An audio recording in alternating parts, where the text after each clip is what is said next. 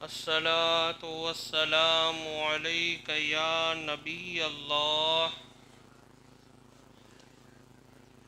صلى الله تعالى عليه وسلم۔ قرآن کریم میں اللہ رب العزت کا فرمان عالی شان ہے وَلَا تَتَمَنَّوْا مَا فَضَّلَ اللَّهُ بِهِ بَعْضَكُمْ عَلَى بَعْضٍ لِلرِّجَالِ نَصِيبٌ مِّمَّا اكْتَسَبُوا وَلِلنِّسَاءِ نَصِيبٌ مِّمَّا اكْتَسَبْنَ وَاسْأَلُوا اللَّهَ مِن فَضْلِهِ إِنَّ اللَّهَ بِكُلِّ شَيْءٍ عَلِيمٌ۔ یہ قرآن پاک کی آیت کریمہ ہے، اور اس میں اللہ تبارک و تعالیٰ نے جو لوگ حسد کرتے ہیں، جلن ایک دوسرے پر، کہ جیسے مثال کے طور پر آپ کے پاس کوئی اچھی چیز ہے اور میرے پاس نہیں ہے،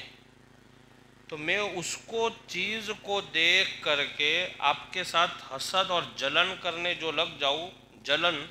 اس کا نام ہے حسد۔ یعنی کوئی ایسی نعمت رب العالمین جو میرے پاس نہیں ہے، دوسرے کے پاس ہے، اور وہ دیکھ کر کے اس پر جلنا، اس کے ساتھ بغض رکھنا، عداوت کرنا، اس کا نام ہے حسد۔ اور حسد سے اللہ نے بھی قرآن پاک میں منع فرمایا ہے، اور حدیث پاک میں بھی کئی جگہوں پر میرے آقا نے منع فرمایا۔ اس کی بہت ساری وجہ، لیکن جو سب سے بڑی وجہ ہے نا حسد کی، کہ جو جلنے والا ہوتا ہے، میں آپ پر جلتا ہوں تو آپ کو تو کوئی فرق نہیں ہے، لیکن جو حسد کرنے والا ہوتا ہے، جلنے والا، وہ خود اس بیماری میں جلتا رہتا ہے، پریشان، اندرونی طور پہ پریشان رہے، یار کار آ گئی ان کے پاس، بنگلہ، اب اس کو تو کوئی فرق نہیں، وہ بنگلے میں رہ بھی رہا ہے، کار میں گھوم بھی رہا ہے، کھا بھی رہا ہے، پی بھی رہا ہے، لیکن تکلیف میری، یار کار میں بیٹھ کے جا رہا ہے، 5 بجے دیکھو آیا گھوم کر کے، رات کو بھی جاتا ہے، صبح میں نکل رہا ہے، یہ ذہن آدمی کا، اور وہ چیز بولتا نہیں ہے آدمی، حسد ہوتا ہے نا، حسد کبھی بولتا نہیں ہے، حسد اندر سے آدمی کو خود کھوکھلا کر دیتا ہے، بڑا پریشان رہتا ہے، خود ہی پریشان رہتا ہے، اور پھر کبھی کبھی آدمی کیا کرتا ہے معلوم ہے، حسد میں آ کے برابری میں آنے کی کوشش کرتا ہے، کہ انہوں نے بنگلہ بنا، یہ کیا میں بھی کر لیتا ہوں، اللہ نے نوازا ہے تو کرو کوئی، لیکن جب میری حیثیت اور طاقت نہیں ہے، پھر اگر میں کرنے جاؤں گا تو اس کا جو نچوڑ ہے وہ کیا آئے گا معلوم ہے، بربادی، کیونکہ میرے پاس ہے نہیں، اور مجھے آپ کی برابری کرنی ہے، تو میں کسی سے قرض لوں گا،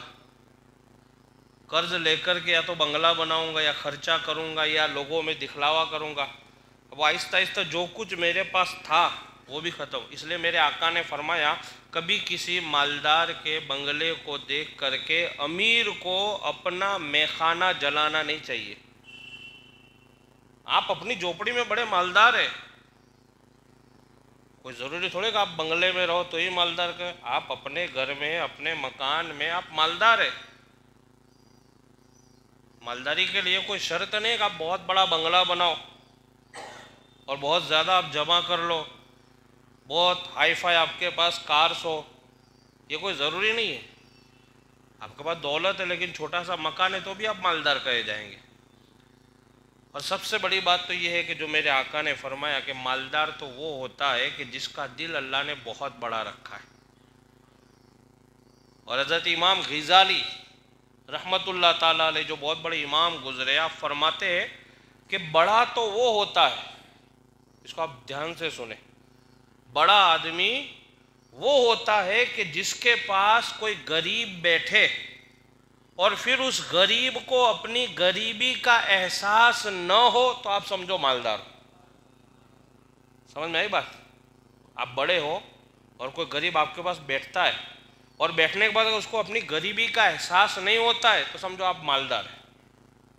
لیکن اگر آپ کے پاس کوئی چھوٹا آدمی بیٹھتا ہے اور اس کو چھوٹے پن کا احساس ہوتا ہے تو ایسی مالداری کو آگ لگا دینا بہتر ہے۔ آپ اتنے بڑے ہو جاؤ کہ آپ کے پاس ہر آدمی بیٹھ سکے، آپ کا بنگلہ اتنا بڑا ہونا چاہیے کہ اس میں ہر آدمی آ کر کے سما سکے، لیکن اگر آپ بنگلہ بہت بڑا ہے لیکن اس میں صرف آپ کا دوست آ کر کے بیٹھ سکتا ہے اور آپ کا بھائی نہیں بیٹھتا ہے، کس کام کا بنگلہ؟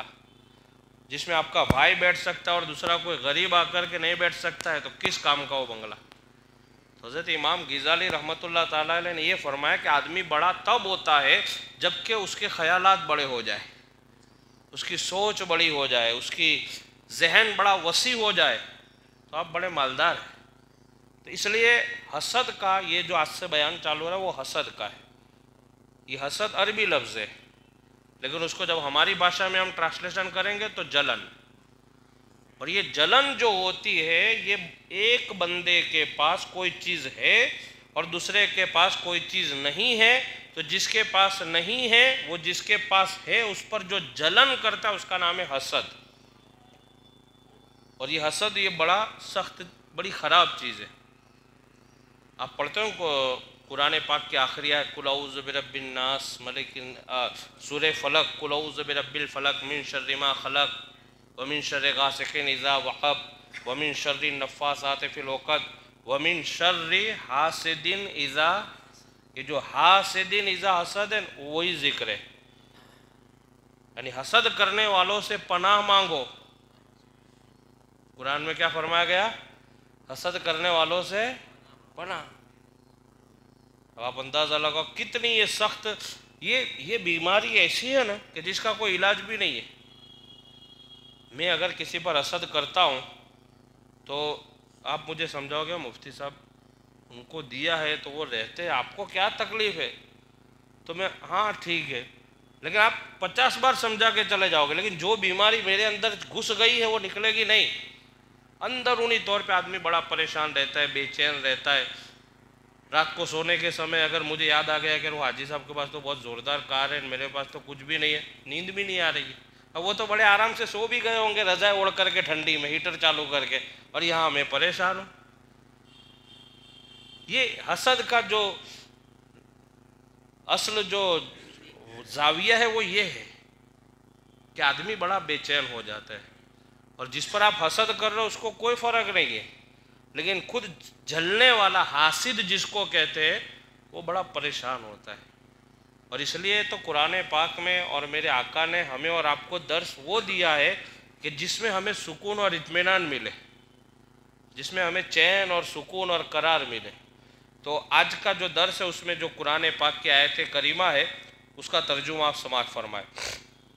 اللہ تعالیٰ فرماتا ہے وَلَا تَتَمَنَّوْا مَا فَضَّلَ اللَّهُ بِهِ بَعْضَكُمْ عَلَىٰ بَعْضٍ، اور اس کی آرزو نہ کرو۔ یہ قرآن پاک کا ترجمہ، اور اس کی آرزو نہ کرو جس سے اللہ نے تم میں ایک دوسرے پر بڑائی دی ہے۔ مالدار غریب ہوتے ہیں کہ نہیں ہمارے اندر؟ اب مالدار ہے، وہ غریب ہے، وہ غریب ہے، فلاں مالدار ہے، کوئی میڈیل کلاس ہے، الگ الگ طرح کب طبقے ہوتے ہیں۔ تو اللہ فرماتا ہے ایک دوسرے کو دیکھ کر کے جلو مت، تمنا مت کرو، ہاں دعا کرو، دعا کرنا جائز ہے، اللہ پاک مجھے یہ عطا کر دے، وہ عطا کر دے، لیکن تمنا ہے یعنی اس کے جیسے بننے کی، اس پر جلنے کی، وہ سب تمنا ہے نہ کرو۔ اور اس کی آرزو نہ کر جس سے اللہ نے تمہیں ایک دوسرے پر بڑائی دی۔ مردوں کے لیے ان کی کمائی کا حصہ ہے، عورتوں کے لیے ان کی کمائی کا حصہ ہے۔ اللہ نے سب کا حصہ طے کر دیا ہے، مردوں کا بھی حصہ طے ہے، عورتوں کا بھی حصہ۔ آپ کے جلنے سے کسی کی دولت پہ کوئی فرق آنے والا، اور آپ کے جلنے سے آپ کی دولت میں بڑھاوا ہونے والا نہیں ہے۔ تو اللہ نے فرمایا کہ ہم نے سب کا حصہ طے، اور اللہ تعالیٰ اور اللہ سے اس کا فضل مانگو۔ اللہ سے کیا طلب کرو؟ فضل طلب کرو، بے شک اللہ سب کچھ جانتا ہے۔ پھر آگے ایک آیت کریمہ اس کا ترجمہ، اور دوسری جگہ اللہ تعالیٰ نے ارشاد فرمایا وَمِن شَرِّ حَاسِدٍ اِذَا حَسَد، جو ابھی میں نے آپ کو بتایا، جس کا ترجمہ ہے کہ تم کہو میں پناہ مانگتا ہوں حسد والے کے شر سے جب وہ مجھ سے جلے۔ اللہ نے قرآن پاک میں فرمایا محبوب آپ کہہ دو، پوری آیت کریمہ جو ہے نا، پوری سورہ مبارکہ سورہ فلق، قل اعوذ برب الفلق من شر ما خلق ومن شر غاسق اذا وقب ومن شر النفاثات فی العقد ومن شر حاسد اذا حسد. تو جو اس میں پہلا ورڈ جو قل آیا ہے، قل کا مطلب یہ ہے کہ محبوب آپ کہو، میں پناہ مانگتا ہوں اس سے اس سے اس سے، اور آخر میں کہا کہ اس آدمی سے جو حسد کرتا ہے، مجھے اس سے پناہ دے دے مولا، اپنی حفظ و امان میں رکھنا کہ کہیں کوئی حسد مجھ پر جلے نہیں. تو یہ حسد بڑی سخت بیماری، انشاءاللہ آگے کا بیان کل سماعت کریں گے. اللہ سے دعا ہے کہ اللہ رب العزت ہم سب کو آپس میں محبت اخوت عطا فرمائے.